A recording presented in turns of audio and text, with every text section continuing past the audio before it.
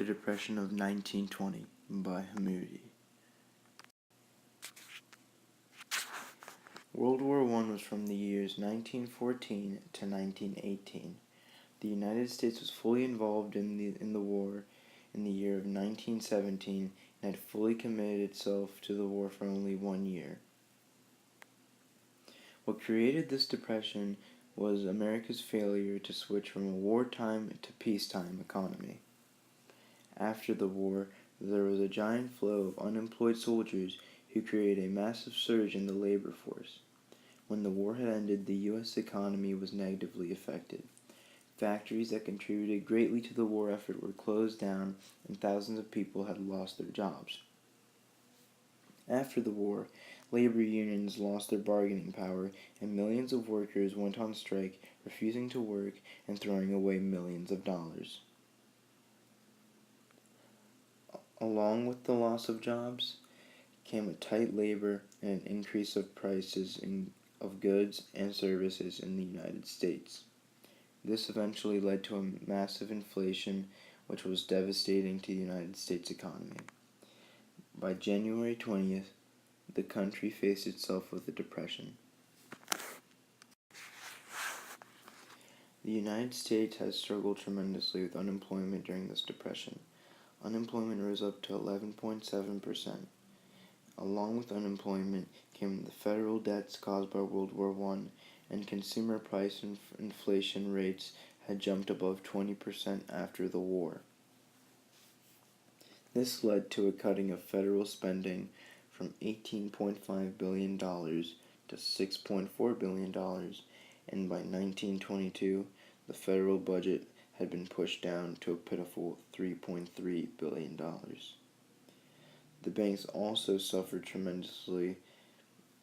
By the year 1921, 506 banks failed, and the money supply had dropped 9%.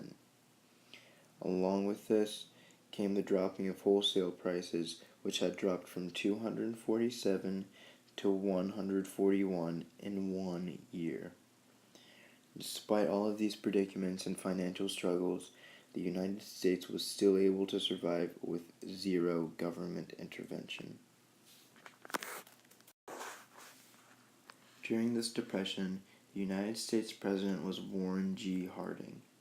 Harding and his administration despised progressivism and believed that the best way to put an end to this financial depression was with the laissez-faire policy. This policy was to let the economy run itself without any forms of government intervention.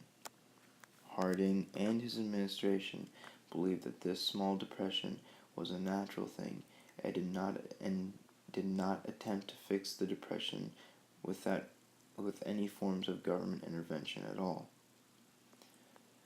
The laissez-faire policy did indeed work. Unemployment had dropped from 12% to 2%. Along with this came a decreasing in inflation, and also banks began to slowly regain power. And by July of 1921, the depression had ended.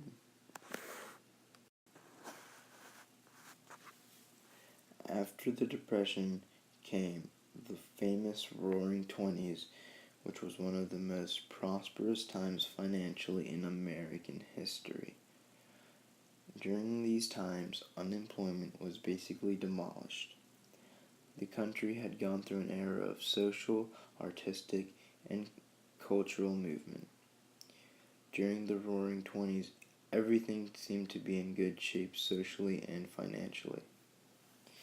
The United States economy was not completely devastated from this brief depression. Warren Harding would continue to be president until 1923. Everything would sail smooth for the United States until the late 20s and early 30s, leading to the Great Depression and devastating the United States.